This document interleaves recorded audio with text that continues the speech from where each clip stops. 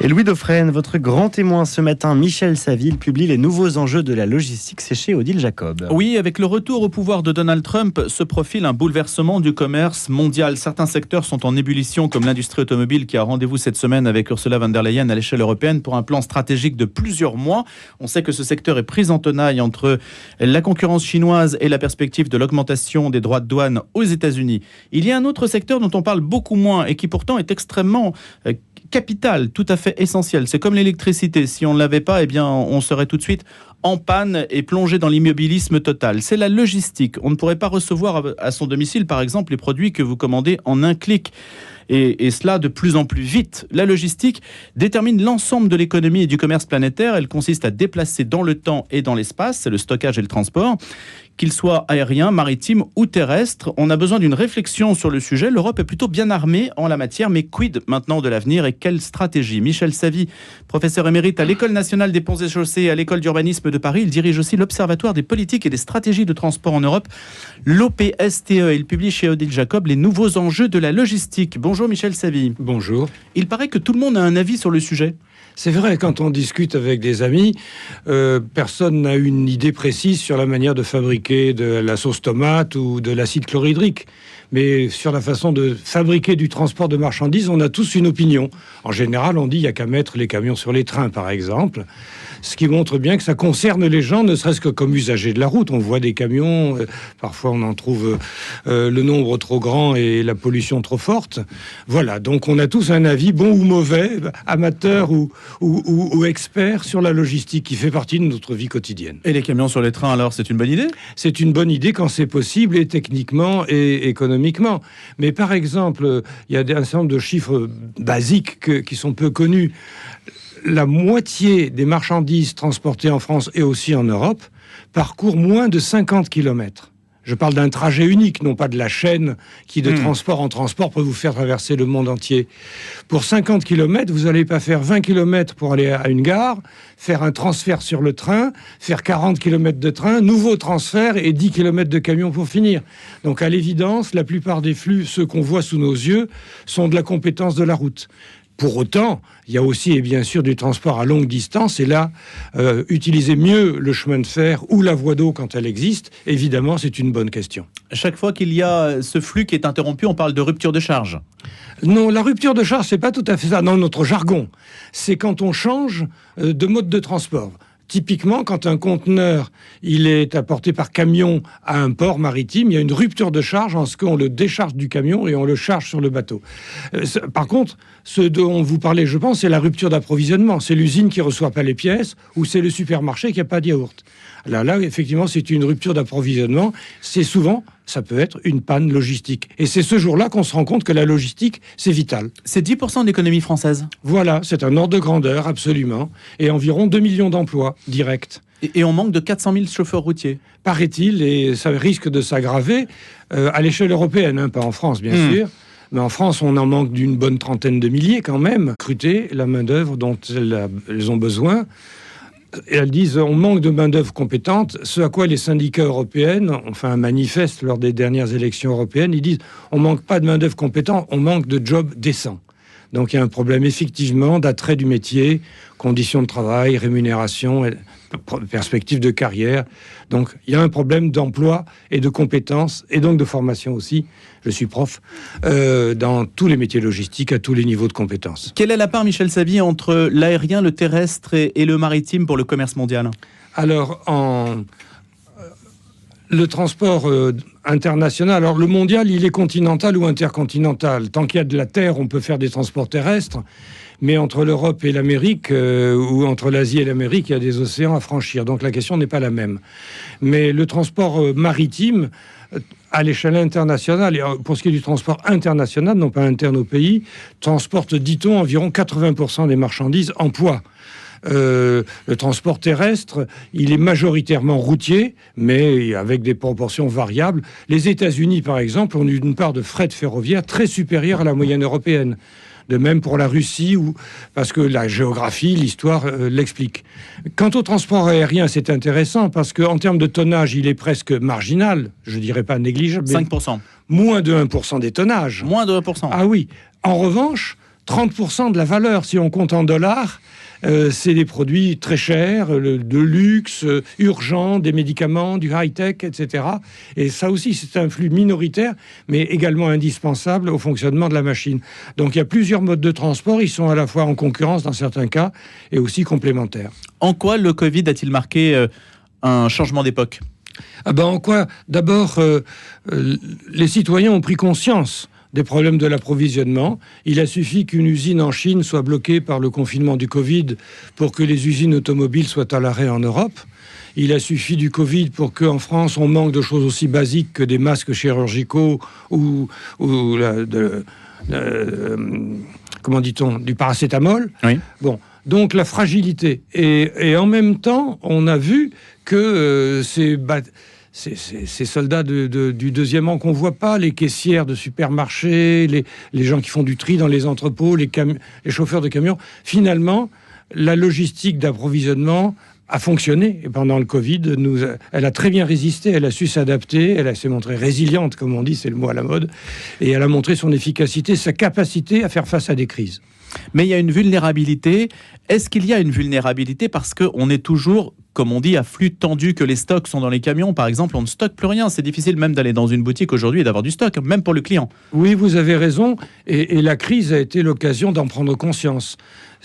Pour employer une formule un petit peu imparfaite, j'ai dit qu'on a trop optimisé. Optimiser, théoriquement, on n'optimise jamais trop, mais les flux sont trop tendus.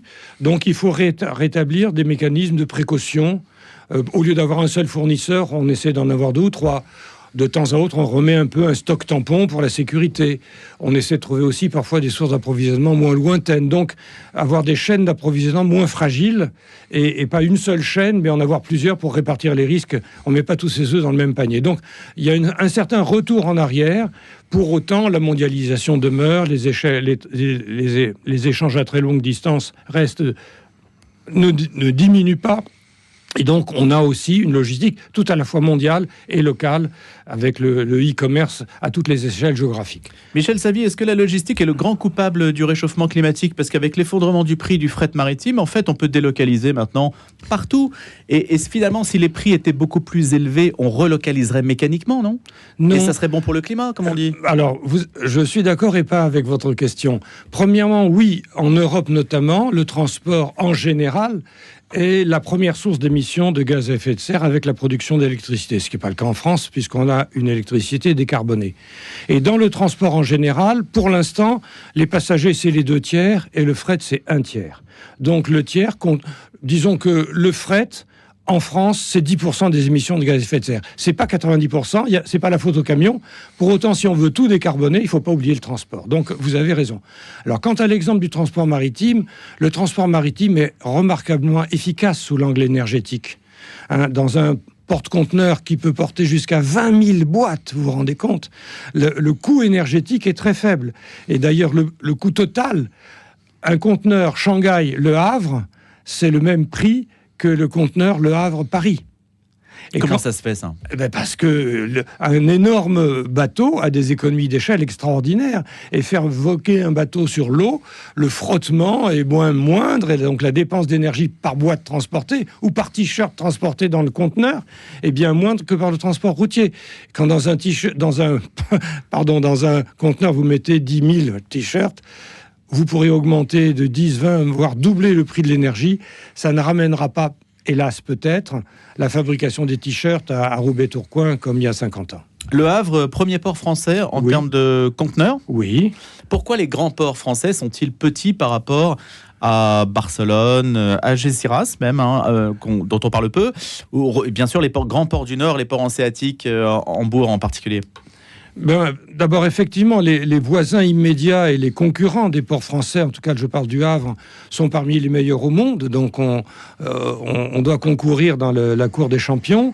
Et puis les ports français ont certaines faiblesses. Par exemple, on ne parle pas que du port, mais aussi sa desserte terrestre. Le Havre est un port qui utilise peu la voie d'eau et peu le chemin de fer, par comparaison avec Anvers ou Rotterdam, par exemple. Et puis, on a à peu près résolu la question sociale dans les ports. On parlait toujours des grèves des dockers, il y en a beaucoup moins qu'auparavant. Ouvriers d'État qui ont un pouvoir monopolistique ? Ils sont plus ouvriers d'État maintenant, mais effectivement, il y avait un réel corporatisme ou une force syndicale du côté... Mais ils ne sont pas les seuls responsables. Du côté de la manutention et autres, il y a aussi des monopoles locaux qui font qu'il y a des rentes de situation dont tous les opérateurs économiques, et pas seulement les dockers, sont pas prêts à se défaire. Bon. Mais c'est vrai que, du coup, deux grands armements internationaux continuent de desservir le Havre, mais n'en font plus un hub, c'est-à-dire un lieu de transbordement de bateau à bateau. Par contre, CMA-CGM, par exemple, maintient son choix de faire du Havre un de ses principaux points de transbordement. Michel Savy, on a construit des ports pour accueillir le gaz de schiste américain et oui. Donald Trump veut que nous en achetions davantage. Oui. Ça a des conséquences sur la logistique, nos relations là, avec les États-Unis. Comment les voyez-vous s'il y a des droits de douane et s'il y a davantage d'importations énergétiques ? Alors, s'il y a davantage d'importations énergétiques, il faudra s'adapter. Il faut que... Je n'ai pas fait l'inventaire des capacités et de transport et de stockage et de regasification du gaz liquéfié que l'on importerait. Donc, il faudra s'adapter. Mais je pense aussi que s'il y a plus de droits de douane, il y aura moins d'échanges. Donc on va avoir des réaffectations. Certains secteurs seront en surcapacité, d'autres secteurs seront en sous-capacité de transport, de stockage, de manutention. Là encore, la logistique devra faire face à des transformations. Il y a un enjeu majeur en France, c'est la transformation de la plateforme industrielle de Fos près de Marseille. Oui, par exemple. Les grands ports français sont aussi, d'ailleurs tout comme Anvers ou Rotterdam, et en tout cas c'est le cas de Marseille-Fos, des plateformes industrielles. Et ce sont des lieux d'émission de gaz à effet de serre parmi les plus importants. Et donc il faut les traiter en priorité. Et il y a un très grand projet, plus qu'un projet, d'électrification, si j'ose dire, de l'industrie de la plateforme de Fos-sur-Mer. Encore faut-il approvisionner en électricité pour se substituer à l'utilisation du charbon pour faire de l'acier, par exemple. C'est-à-dire qu'il faut obtenir qu'on tire une ligne à haute tension pour alimenter cette zone en électricité dont elle a besoin. Il y a de grands acteurs, Michel Savy, dans ce domaine de la logistique. On a cité CMA-CGM. Il y a aussi un allemand, DHL, qui a un chiffre d'affaires important par rapport à des concurrents américains. On est plutôt pas mal placé à l'échelle européenne. Oui, il y a plusieurs grands opérateurs européens qui sont de taille mondiale. Et effectivement, DHL, à l'origine, c'est un opérateur de courrier express international. Mais il y a déjà un certain nombre d'années, c'est la Poste allemande, la Deutsche Post, qui l'a racheté et qui, sous cette étiquette commerciale, fait beaucoup plus que du courrier express. Elle fait toutes sortes de logistique, y compris des transports lourds. Et son chiffre d'affaires est effectivement plus important que celui d'UPS et FedEx. UPS et FedEx, d'ailleurs, étant des boîtes américaines, encore très fortement américaines. Elles sont présentes à l'échelle internationale, mais une grosse part de leur activité reste interne à l'Amérique, alors que DHL est plus internationalisé en quelque sorte. Donc effectivement, parmi les grands opérateurs logistiques mondiaux, il y a plusieurs grands Européens. Quel est l'enjeu principal, puisque c'est rare qu'il y ait des réflexions qui amènent le grand public à s'interroger sur cette question de la logistique. Et c'est la raison aussi pour laquelle je vous ai invité. C'est justement qu'on en parle assez peu. On a dit que la logistique, c'est à la fois le stockage et le transport. Il y a aussi des cartes.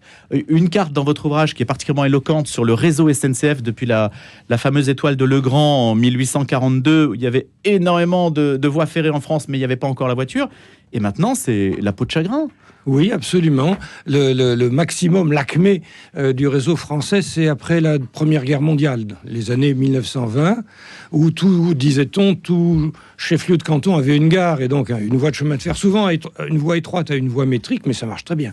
Et puis avec l'ascension de l'automobile et l'équipement des ménages, et les gens aussi ont commencé à habiter plus loin des gares, et donc ne peuvent pas s'y rendre aussi commodément. Une grande partie du réseau français a été fermée. Et ça n'est pas récent. C'est avant la Deuxième Guerre mondiale que la grande majorité des fermetures se sont prolongées après. Mais dès les années 30, ce réseau commençait à se résorber. Et aujourd'hui, le réseau de chemin de fer n'a plus la vocation à couvrir le territoire comme il le fit il y a un siècle. Il y a un siècle. Puisque maintenant, c'est l'automobile. Et quand on vit à la campagne ou dans des petites villes, dès lors qu'on peut conduire, quand on n'est pas ni trop jeune, ni trop vieux, ni malade, la plupart des gens ont une auto. Mais est-ce qu'on a manqué de vision à long terme là-dessus ? Il aurait peut-être fallu le maintenir pour avoir des considérations peut-être écologiques aussi supérieures ? On n'en avait pas encore l'idée. L'écologie n'était même la prise de conscience est beaucoup plus récente. Mais effectivement, et les besoins en infrastructure ferroviaire restent importants, mais ne consisteront pas à reconstruire le réseau de naguère. Le chevelu, puisqu'on parlait du capillaire des chevelus, n'est-ce pas? Ces cheveux-là ne repousseront pas. En revanche, on a doublé le réseau traditionnel par un réseau de quelques lignes à grande vitesse, mais qui à elle seule transporte la moitié des voyageurs français quand on compte en voyageurs kilomètres. Et il faudra construire des voies de chemin de fer, mais ou à l'intérieur des métropoles. Faire des RER régionaux ou métropolitains, comme on le dit, ce qui ne sera pas facile, parce que faire passer une voie de chemin de fer dans un ensemble urbanisé, c'est coûteux, difficile à accepter pour les riverains. Michel Saville, les prix du TGV ont encore augmenté. Pourquoi est-ce si cher de se transporter en France? Ça devient un luxe? C'est cher, c'est incontestablement cher, parce que d'abord, je rappelle que le TGV n'est pas un service public. C'est un service commercial exercé majoritairement par une entreprise publique, la SNCF, mais qui désormais a 2 concurrents, la Renfe espagnole sur certaines lignes et Trenitalia italien sur d'autres lignes. D'autres concurrents pourraient arriver. La SNCF a tort ou a raison, peut-être avec des erreurs de prévision, à diminuer la flotte de trains à grande vitesse dont elle disposait. Je me rappelle, il n'y a pas très longtemps, quand on construisait la ligne Tours-Bordeaux, la SNCF protestait parce qu'on allait lui obliger à faire passer beaucoup de trains, et elle disait à chaque train qui passe, je vais perdre de l'argent. Le résultat de cette erreur d'analyse, c'est qu'aujourd'hui, les TGV sont blindés. Et donc, quand on a un monopole qu'on a saturé, on peut augmenter les prix. Et voyageurs gagnent de l'argent avec les TGV, et d'ailleurs on consacre une bonne partie à la modernisation de la voie. Voilà l'explication. Merci beaucoup Michel Saville autour de ces nouveaux enjeux de la logistique et autres considérations que l'on peut avoir sur les transports. C'est aux éditions Odile Jacob. Je rappelle que vous dirigez notamment l'Observatoire des politiques et des stratégies de transport en Europe. Merci beaucoup Louis Dauphren, merci Michel Saville d'avoir été le grand témoin ce matin.